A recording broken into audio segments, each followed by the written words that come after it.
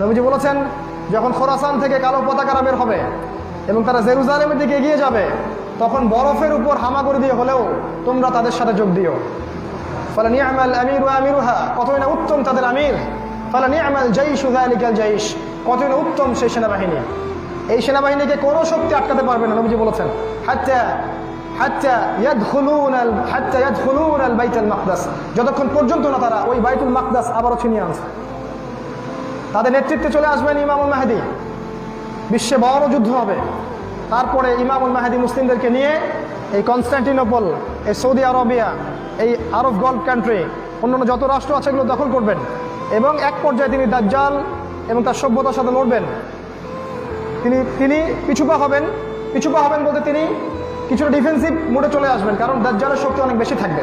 তখন আল্লাহ পাক ঈসা আলাইহিস সালামকে পাঠাবেন, তার হাতে আল্লাহ পাক দাজ্জালকে হত্যা করবেন এবং তারা দুজনে মিলে জেরুজালেম থেকে ইসলামী খেলাফা আবারও বাস্তবায়ন করবেন ইনশাআল্লাহ আযজা ওয়া জাল্লা। আমাদের এস্টিমেশন, আল্লাহ ভালো জানেন, আমাদের অনুমান এই সমস্ত ঘটনাগুলো ঘটতে 40 থেকে 50 বছর সময় লাগতে পারে। আমাদের অনুমান, আল্লাহ ভালো জানেন, এটা আমাদের শেষ জামানার পড়াশোনার ভিত্তিতে অনুমান 40 থেকে 50 লাগতে পারে। এখন আপনার প্ল্যান কি? আপনি যদি চিন্তা করেন, আপনার জীবনের হিসাব নিকাশ মিলান, আপনি দেখবেন এই যে 20 বছর থেকে 40 বছর এইটুকু আপনার জীবন। প্রথমের 20 বছর ভালো মন্দ বুঝতেই শেষ হয়ে যাবে আপনার, আর শেষের 10 বছর চাইলেও কিছু করতে পারবেন না।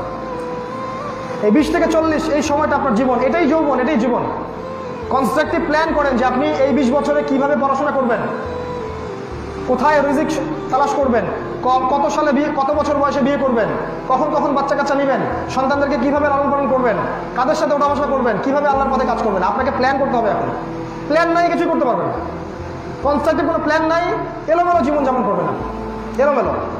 প্ল্যান করে আল্লাহর কাছে দোয়া করেন, আল্লাহ প্ল্যান অনুযায়ী বাস্তবায়ন করবেন ইনশাআল্লাহ। এটা হাদিস আছে, আল্লাহ বলেছেন যে ব্যক্তি আল্লাহ সম্পর্কে যেমন ধারণা করে আল্লাহ পাক তার সাথে তেমন।